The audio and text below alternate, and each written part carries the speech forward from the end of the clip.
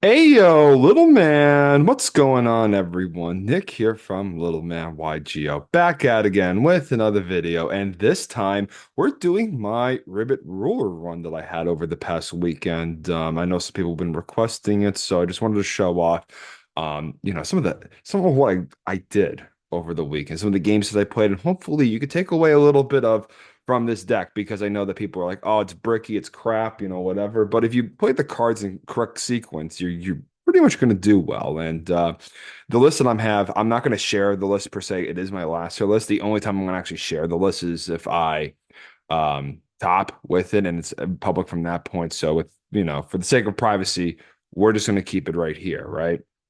But please like, comment, and subscribe, as well as go join the Discord in the link below, in the description, so you can just come and hang out with all of us. My goodness gracious! All right, I'll give you some time to do so. Also, yeah. Anyway, we're gonna jump right into the video over here. Like I said, I've played about, I think it was like 7 rounds of double elimination. I lost my first round, and we're gonna go through that. And I definitely threw game one 100%. And I'll show you where, so you guys can learn for next time, as well as go over the win streak I had at that point forward, because I 2-0'd all of my other opponents at that point forward. So there's definitely something to say. Definitely something to say.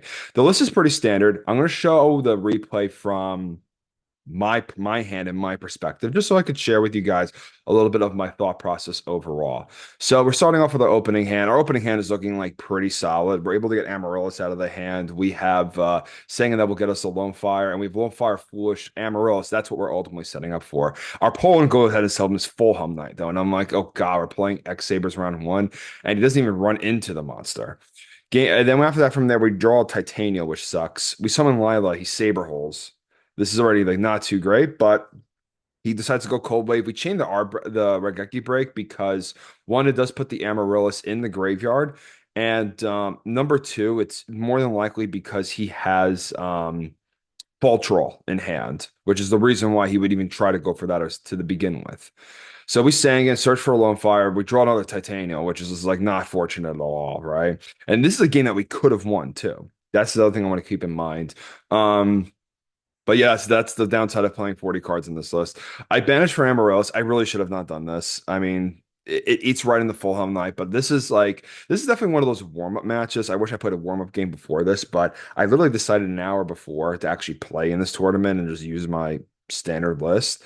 So from there, I draw into DDR, right? And obviously all the Titanials are out of deck, but one of the things we could do is discard the Amaryllis, get back Lone Fire, and then get Botanical Lion out of the deck. And what I did is I just didn't even activate Foolish, and I should have to get the 2 tokens onto the field because I did not know this until yesterday when I read the cards after the fact. But Full Knight targets when you declare an attack. So you could target the attacking monster and negate that attack. You know what that means? I could have Foolish for 2 Tandy tokens and cleared both of these things by tributing off the tokens and then get in for damage because all the replays would occur. There is my biggest throw of the game, right? So obviously, this guy has Fulham Knight that just sitting in his hand, and that's a problem because Fulham Knight could bring back the 4-star guy. They can make the Gothams. They could do all this fun stuff, and this is where I threw, and it's really really sad to see. Even though our hand ended up getting shittier as the time went on, and then he just had like Gothams E-Call too. Such a bozo card.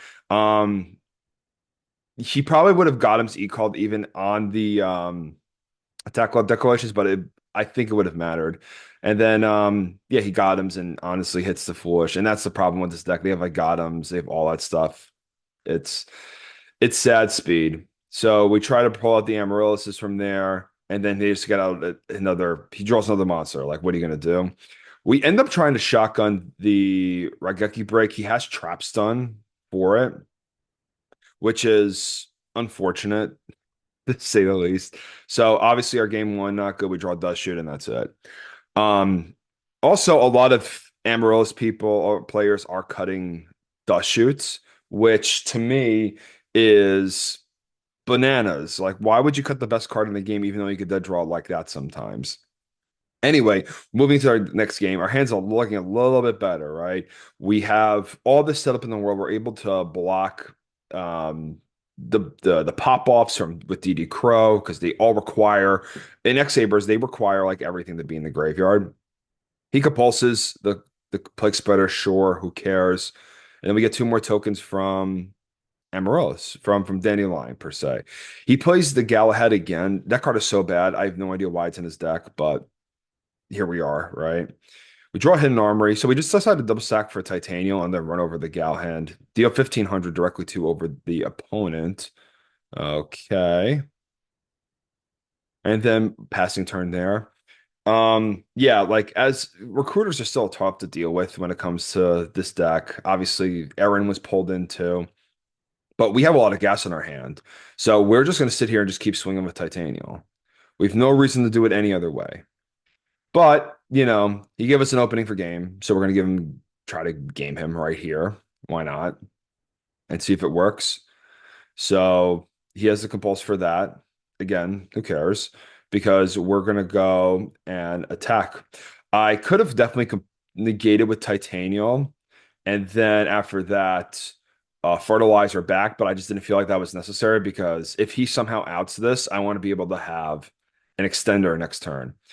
And then, but this Amaryllis is really giving us the most. So he is going to trap stun us again. Yeah, trap stun was a really good card. I'm not going to lie there. But what are you going to do? And then we just go ahead and attack, deep prison the gates. We have torrential to guarantee Amaryllis from going off, and then that's it. So obviously we could have 2-0'd this guy because of that mistake I made earlier. Just so that, but that's also like a good testament to how well the list does, this particular list. Um, and what are you going to do with this? I mean, like, listen, he has probably Saberhold, but like, you have to go for it, right? Yeah, that's so unfortunate. We could have also set Necrogarna too, but like, I definitely felt like you had to. And then he has the Trap Stun too. This is where like all things go downhill. But it all came down to who was going first game three too. So we tried to push through, make our Titanium. Titanium that gets bottomless too. So it's the perfect 3-card back row. What are you going to do? Um, and then he just goes ahead and attacks and hits traded out of the hand. And the most annoying thing is I think I draw the level 8 monster immediately after that. Because if he had Plague Spreader, we were in the game. And so I said sack GG. And he is a GG well played, but I did not well play it because let's face it. Let's face it. I definitely did my screw up on this game. So match number 2, I play against, I think it was Salvo Dad or like a Salvo Dad kind of deck. It was interesting, to say the least, right? But we have our opening hand. Our opening hand is God. Our opening hand is so crazy. And I did draw like decently well in this tournament too, so there's definitely a part of that. But that's what happens when you just focus on your deck strength. It does not play this list my master list does not play any crazy utility cards. So it's like you're gonna see throughout all these matches the same cards that I've always been playing. You're not gonna see anything spicy. Just slightly different ratios. That's really it. But we charge, grab Raiko, and then I think we put Wing Blast down and pass. Um, and we know that like knowing that like we could potentially end the game next turn. And he's better have something essentially. And Wing Blast is going to be the way to stop a lot of that nonsense per se. But he discards the Koichi, and I'm like, oh man, this is the sauce. So he goes and normal summons Black Salvo. And then I think for a little bit, I decided to Wing Blast the Salvo because I want to know that I'm going to get Salvo next turn, which I think is better because I do have Card Trooper in my hand, meaning that I'm going to be able to recover the card advantage. So this is just going to be our way of clearing our field. We're not going to set any other cards because obviously we want him to blow us up, take 800, all that fun stuff. But he gets back a return. We hold the Lila, so we're able to hit the return on our back, knowing that that's probably going to happen. Because let's face it, he has Plague and Mally in graveyard.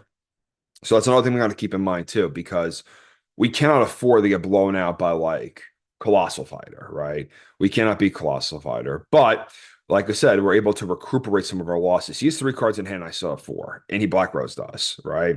But also, and this is where he's making sort of say a synchro.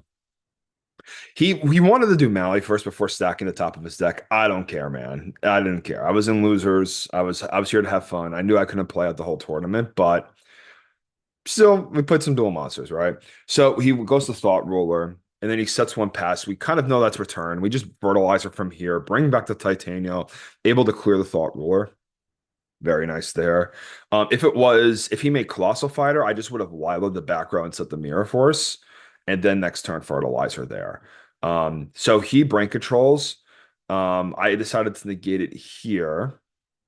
He goes return back both the Plague and the Mally, and then synchros for Colossal Fighter, and then this is going to eat the Mirror Force here. We didn't have an answer to Stardust Dragon until we top deck another fertilizer, and then we could have answered the Stardust Dragon. So like the sequence of events really were not great for him per se. Game number two, our opening hand is really monster heavy, so we have to play out all of our normal summons essentially, or try to spin them. So we just normal summon Sang and attack, call it a day. 1,000. He draws Jar Greed, and I guess he drops Course here. Yeah, he drops Course here. That's fine. Nice 1,000 attack ores. I mean token. So that's not going to do anything to us. Um, he goes Sangan. Sangan searches for Lone Fire. And then he proceeds to set a monster and then activate Sark. So we know that Dark Arm's coming on the next turn, and Return's going to come on the following turn after that. He sets one and sets the other and passes. And we draw Wing Blast. We were looking for a defensive card for a while, man. But usually I want to. He knows that Lone Fire is coming. So like I put the Lila out to try to answer said Titanial. I decided to clear the monster because I knew that go for the attack because I already have all the cards I need to set up for my big push next turn, which is Wing Blast, discard the Dandy, and that gives us two tokens for Lone Fire, and then make it Lone Fire explode everywhere. So I just wanted to clear the path for that and like not try to take a whole ton of residual damage. I ended up able to clear two cards with one with Lila. So I was very fortunate that that was torrential back there. So we don't have to worry about it too much. The other thing that we knew that he's putting on Dark Arm, but like we're trying to keep him off Dark Arm too. So having the Wing Blast was perfect. So from there, he tries a Heavy Storm. We Wing Blast, discard the Dandelion to put Gores back to the top of the deck. So if he wants to redraw the Gores, like he has to like wait. And I know that if he did not want the Gores, he would commit directly over to a Grepper play that would reshuffle the Gores into the deck. So he decided to flip Plague and then just like I guess summon that and then sack the tribute set what I believe to be malicious. But we draw Karma Cut, which is another fantastic discard outlet for the Amaryllis in our hand. And we're rolling once again. So we're attacking over the Mally, able to attack in for 500. And then we know that he's going to redraw Gores. It literally does not matter because he has to fight pretty passively at this point. So we were like, okay, fine. He gets back return. He's obviously not going to place the card down. Retribute for he's at 58. So we go for this play of being able to play through Gores and attempt to game him too. So we sack both of them for Amaryllis just because we don't have any more plants left in deck. We attack directly for 3,000. Amaryllis, you attack with him directly first because like you want to get the highest damage output for the need because that puts him down to 28. He has to drop the Gores there. And the token is not going to be big enough to run over to Titanial. I end up not tacking over Gores to like keep him off of Dark Arm Dragon in the hand. I want to make things a little bit more harder for him, even though this board itself beats Dark Arm Dragon. But like obviously if they have stuff like that, like Smashing Ground, then we would not be able to beat Dark Arm Dragon from that point forward. So that's important there. We didn't really give a hoot, right? Because like we're already like decently ahead. And we have Karma Cut. We decide to hold the cut here. We could have done so in anticipation for Thought Ruler, but at the same time, I did not think it was like important for if he gains life off that, I don't really care because we have fertilizer in our hand and get back to Titanium, which is important. He decides to clear the tokens. Not really too sure why. I think he should have attacked over with Thought Ruler to at least try to regain some life. And we know that's return, right? So because we know that's return, we know that we can just freely kind of go for this thought ruler here. We're going to attack over the thought ruler, discard the karma cut to take out the gores and attempt to sink in for game. He takes half of his damage, brings back all of his monsters, which is fine. I want him to bring back specifically the gores, and then we crash into the gores so we could destroy Amaryllis and then put him in checkmate, which is exactly what we do here, right? So that he's cannot come back next turn. The Darkroom's not going to do nothing. Whenever he draws, is not going to do nothing. And then the game is over from that point forward. GG's Claw. Next, we're playing against Gerb. And he's playing, I think this is the Christia Sworn list. Show hands. Yeah, I don't want to spoil the hands too. Um, Let's see. So our opening hand again is really solid. The biggest mistake I made here is that I should put down. I had a brain fart. You should always put down Wing Blast instead of Break going first, because Wing Blast is able to hit cards that are not good to hit or destroy. Like in this instance right here, we're gonna put the Sangan back to the top of the deck and save the Raikou for something a little bit more proactive, like the back rows there. And if that was not going to give us any steam, then we would just, if he didn't place any back rows down, we would just we just normal summon the Lone Fire and start attacking and be aggressive. Um, so that's unfortunate there. But what are you going to do? You know, we learn from a misplay. So we have to bait out the Herald somehow. That's the unfortunate thing about playing against a deck like this. Um, so that's like our biggest mistake here. We're still able to like kind of grind out this game though, which is really, really nice. He goes normal summon Lila. Unfortunately, we had to Raigeki break this. Discarding Necrogarna, passing turn. We draw Dandelion. We do have a defensive setup now between Wing Blast and Dandelion. I think that's like the way in which I like to view this deck too, is that like you just have these like you combo your defensive lines. You don't have like pure defensive cards. Like you're not going to see like Deep Princess and Bottomlesses in this main deck. You're just not.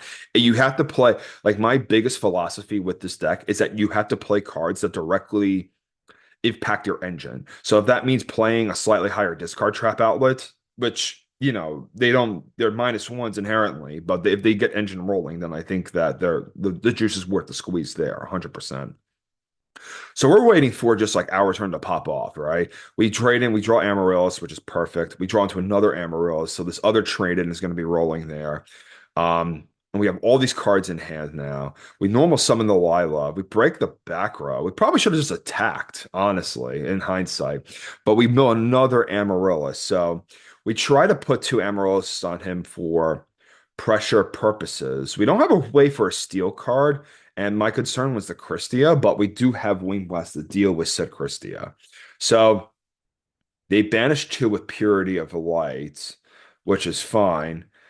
And then I guess like they're trying to out all the Amaryllises, but this is the point of the game where I mean like having the Amaryllises banished kind of blows, obviously. But one of the things to keep in mind too is that we already have the cards banished for DDR. We could allow DDR to go off, which is important here, right? And then this Wing Blast into the Norloss is going to be even juicier. So we decide to Wing Blast Enrise, excuse me, to the top, because that Enrise is going to be dead literally forever now, knowing that he's not going to draw into anything crazy. So we Lone Fire out. We tribute for the first Lone Fire, and then for the second one, we go right to Titanium, and then we decide to attack. I think we put Mirror Force down, or we put Wing Blast back down here. Um, Interesting.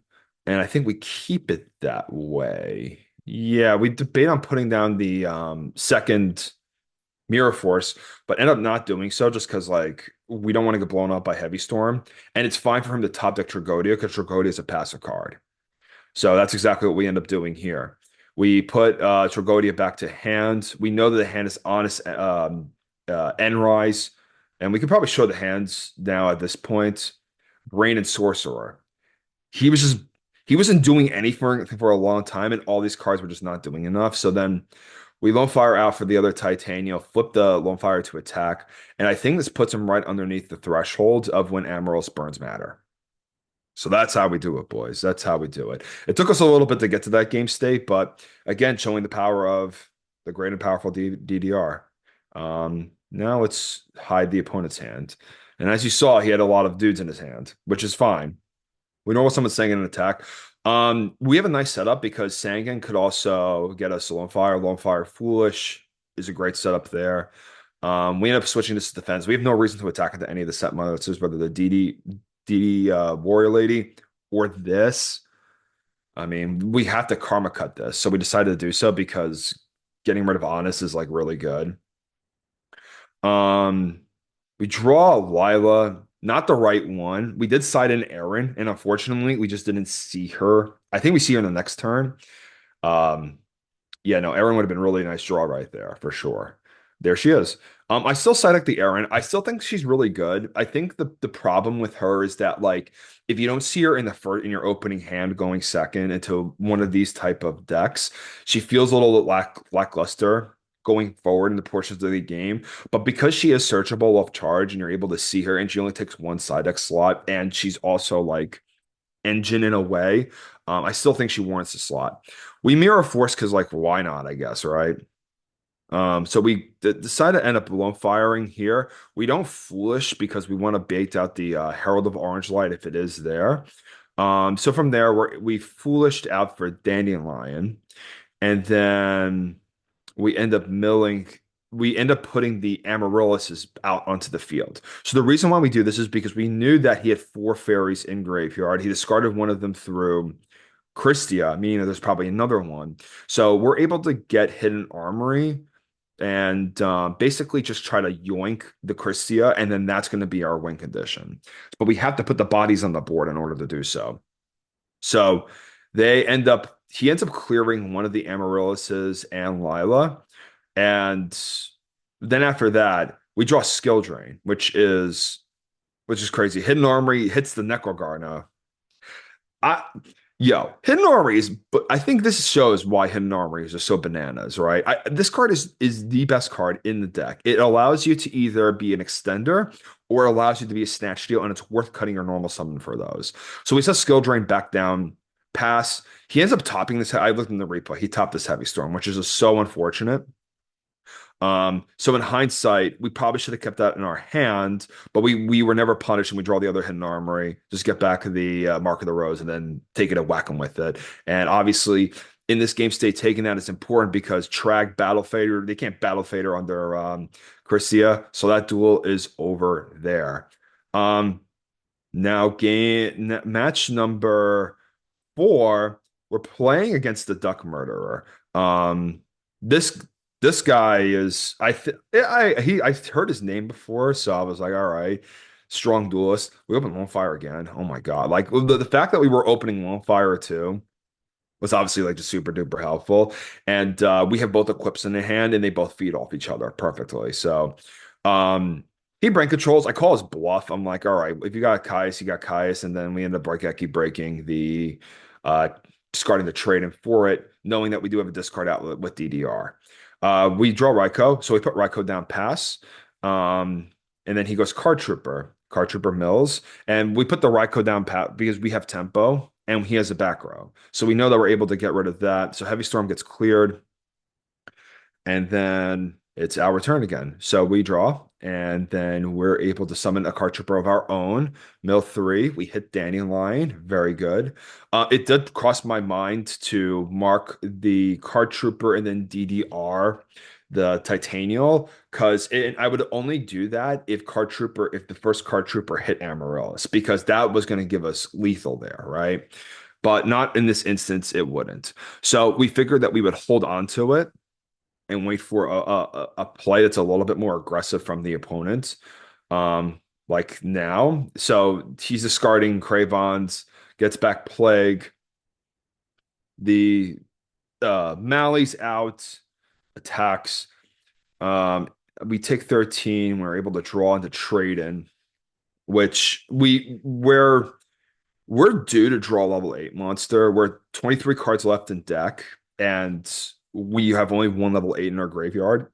So that's like a little under, a little around a 20% chance of being able to draw an 8-star monster. But we draw Trap Dust Shoot, which sucks. So that's okay. We mark the Rose, discard, banish for Stardust Dragon. We take the monster to play around bottomless trap hole. And that's the big thing because we don't care about the Stardust Dragon at all. We don't even care if we keep it. So Lone Fire out, get the Titanial from the deck, And this is where he bottomlesses. We just negate with Stardust. We don't give a hoot. So we attack for 11. And then end phase pass. We don't see Amaryllis yet. We're due to see Amaryllis though. Because like three and there's four level 8 monsters in deck. He draws Mizuki and then has another Teleconnect Power Well. And that's not good. I mean, I think here he makes Urquazis, and then from there banishes Mizuki for Plague and makes Colossal Fighter. Yeah, this is not looking good for us here. We still win this game, though. By the way, boys, we still win this game because you got to trust in the heart of the cards. And also, on another note, we have two hidden armories left in deck two to be able to get. Um, there's a lot of cards that we could draw here. So we draw Amaryllis, which is the level 8 that we needed. We draw Bot and Mirror Force, not exactly what we needed, but we decided to put all the cards down and pass. So yeah, in my master list, I do play Botanical Lion. I think the card's amazing. Not in this instance, obviously. He's not showing that he's being really that good here, but we draw Fertilizer. Fertilizer is able to out the Stardust Dragon, so we get the Mirror Force life, but he drew the MST for said card. Um, I decided to decide to crash with Amaryllis because I'm trying to at least try to burn him out. We're at the point of the game in which like it could be possible where we respect burnout. He draws another monster, which is just so unfortunate. Um, but he's down to 18, 25, 3,000, 17 cards in deck. Are we going to do this? There was a lag, so he just kept attacking me. And then, but we draw hidden armor like an animal. So we take that Colossal Fighter, Steel, attack with Stardust Dragon. The only top deck here is Heavy Storm, and it's gone. It's out of his. So like we knew that we won this game. We knew, except if he top decks specifically Caius. That's the only time. He draws Mind Control. That card does not matter. So we're going to Mirror Force here, and the game's over. That's how we do it. All right. So going into the next game here, our hand again is insane, right? I mean, like we did get a little lucky with how good some of our hands are, for sure. I definitely think between getting good hands and if you sequence your cards correctly and you draw hands like these, you're gonna 2 everybody in a tournament. I think that's just the reality of it. But Karma Cut coming from the sideboard is gonna do wonders to that Craybons because it's gonna make that Power Well in hand. It's a lot more dead than it is, and that's like the big thing to take away is just play the real cards. We attack with the Titania first, just in case that's Dyna, because it will clear the Dyna while the Lone Fire would still be on the field. So that's important there. He draws Heavy Storm, fine. He draws Lightning Vortex, okay. We could have definitely foolish last turn the Amaryllis, just so we could get like a rotation in there and then make DDR live. So we're a little late to this. So I think that last turn I would have definitely foolish for Amaryllis for that regard. So he attacks over with Craybons. Who cares? Takes 800. We pass. We draw another DD Crow. So we Lone Fire out here. Get back out Titanium. And then we go to attack Craybons. I think that when this card is targeted, you can negate the attack. I don't think it's a targeting card. So we'll see. This guy has Transmigration Prophecy. Transmigration Prophecy. What on earth? Yeah, that sucked.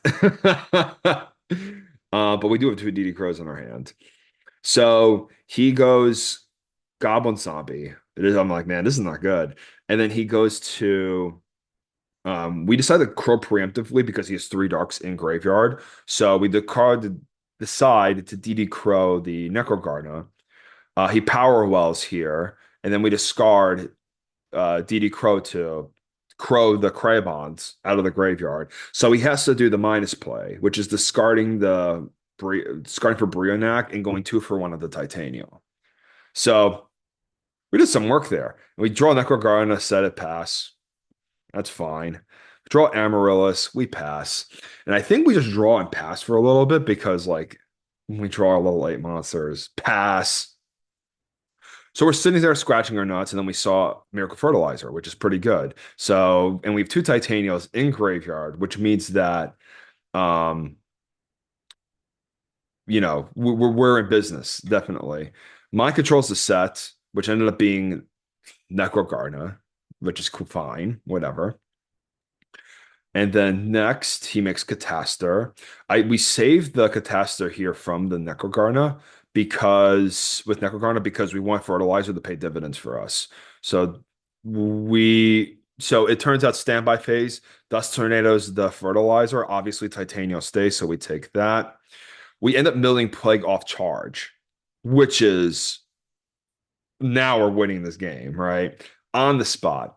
So we end up liloing the back row, top deck for Plague, Synchro for Bryonic, and then priority discard the Amaryllis for Catastor. That gets bottomless, but it doesn't matter because we got double Amaryllis in graveyard and he's at 300 life.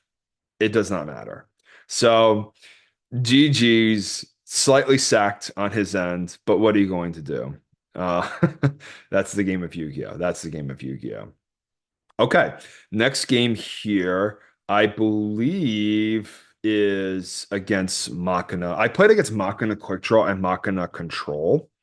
Um, we were going to show both, and then we opened so well here. So he sets a monster and passes. We go trade in. We have Amaryllis too. Yeah, the amount of times I drew Lone Fire, it was really sad to like go, but you got to do what you got to do, boys. You got to do what you got to do. That's part of being a man. Part of being a man.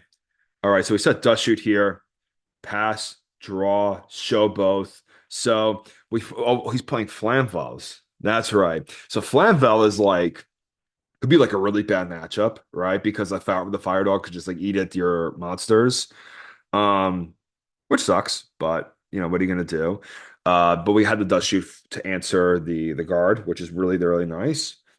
So we end up just setting this and passing. We know that Magician's in hand, so he could just with that. And what I kind of like here is that the Treeborn Frog and the Magician is just always going to put Catastor onto board. So that's why I hit the Magician with it, thinking that he just didn't draw another one, right? So we go for charge. We mill. We hit Necrogarna, which is pretty good. We have Lila. We know there's book back there, so. We probably should have searched for the other Raiko, which spoiler alert, I do play two Raikos in my master list. A lot of people have been cutting down on Raikos, which I think is wrong because you need a monster that's able to get on their bottomless and still proactively pick up back row. Because part of the worst thing when it comes to Lila is that she could get hit by bottomless. We end up necro gardening the Lila to keep to because Treeborn can't run over Lila, which is a crazy thing to say. We did draw a Wing Blast. Love that we drew a Wing Blast there. Um, so this Wing Blast is going to answer the Ally Justice Cataster, and we knew that he had an MC in hand from Dust Shoot, so we held it. Um, but unfortunately here, the fire he redrew Fire Dog, which is whatever, right?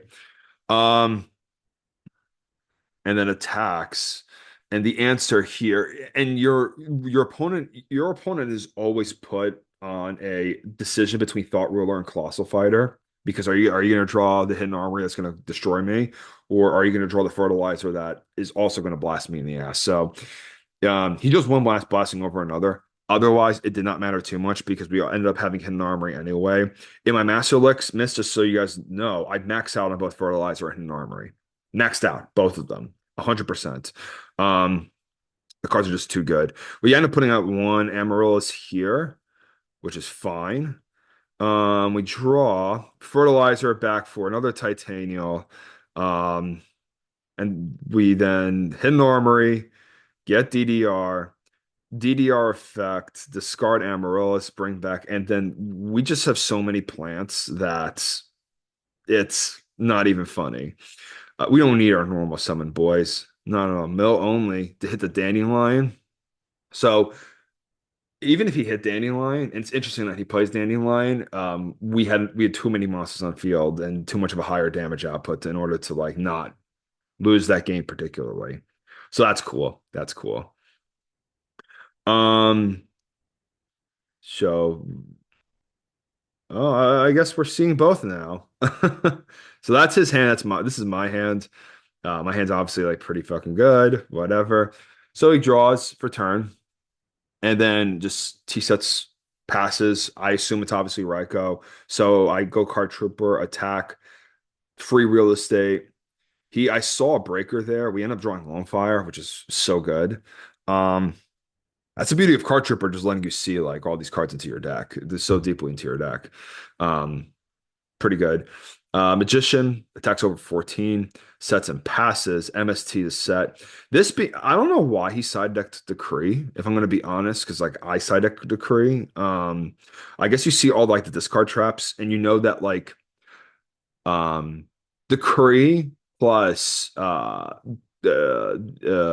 Fighter is like really strong into Amaryllis because their defensive traps cannot take care of the Colossal Fighter. So I guess I see it. Um, so we end up getting aggressive. He didn't do anything on last turn. So that's why I'm like we just fired fertilizer. This card has done nothing the entire game. So I'm like, and we're up a game. So I figure why don't we just put the pressure on? We don't want to have a monster that could be just get fire dogged. And then he just goes quick draw. So I did not see the quick draw portion of the deck, like thank goodness, because if he saw quick draw and Dandelion, this would have been a way different game because this deck has a tough time playing into Drill Warrior with quick draw with Dandelion in rotation. But he ended up drawing awful because these cards don't do anything. He saw all these cards way too late, which is just like unfortunate for him. But what are you gonna do? And then game three, we played against Machina Control to playing its Crazy Handsome 2.0. Well, guess what? I'm Crazy Handsome 1.0. So how you doing? All right, so he goes Lila, Mill 3. We hit the God card. So Necro, Amaryllis, Sangan, I guess is a dark for when we steal that guy. So we ended up going Raigeki Break at the end phase because we wanted to tribute some of the Titania. We drew Lone Fire, which is we saw Lone Fire a lot, but as you see here, it really did not matter because we could hold Lone Fire and Foolish for a later time. But but we end up being just so far ahead as is, which is crazy. So he goes Gear Frame. So this is where we know he's playing the Machina stuff. And he decides to throw up his hand because he has to. Let's face it. Let's face it, boys. He has to do it. And then runs over the Lila. Lila takes care of the Amaryllis. And then on the Fortress, we decide to Necro Garner that. He decides to Gear Frame, set, pass. We draw Hidden Armory. So what we end up doing is we go Dandelion and putting him on this card not being Mirror Force. And thank God it wasn't. So from there, I decided to fire Lone Fire, tribute, get another Lone Fire, tribute that Lone Fire for Titanial. Titanial run over the first fortress, and he just concedes onto the spot because that deck just cannot for the life of it deal with Titanial, let alone two of them with negates. Just cannot. Our hand, again, a very, very strong opening hand. We have the starters, we have the second summon, we have the MST, we have back row, and we draw Lone Fire again. Even if we did not draw Lone Fire, we were in a good spot. Bottomless gets baited by the Lila, so that's perfect. And then he goes summon the hamster attacks for us for 11, which is pretty good. Sets and pass. We draw charge. We activate charge. We hit Dandelion. So because we hit Dandelion, I wanted to target the back row just so we wouldn't get hit by like Torrential or like Compulse in that instance because we would have had one less token and this would have not worked out. So we end up searching for Raikou because Raikou was going to be very detrimental to us at a later point. Assuming that he pushes through this board, we have Mirror Force and Raikou to take care of back row, which is important. And then we have Botanical Lion for follow-up. So we summon all the Lone Fires in attack, knowing that we could clear this. If that's a hamster, that's why we always attack with Titania first into a set because if that's a hamster, we're gonna have a good time because we're gonna be able to run it over. And the good thing here is that Titania just ate all of these Raikous, just ate all the Raikous, and we know for a fact that there is a hamster that just got set, right? So because we know that's hamster, right? We just summoned Bot Lion. And we decided to attack, trying to get some extra damage in. But he did have Mirror Force. He definitely drew that on his own turn. So unfortunate, but what are you gonna do? So he attacks with Hamster. drops passes. We draw Diddy Crow, so we're able to stop Pot of Avarice, which is nice.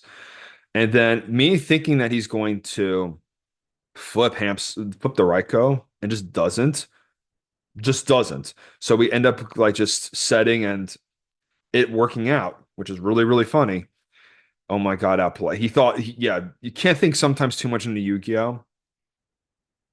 You could think that that's Dandelion all you want, but that's just not the reality of it. We draw Vortex.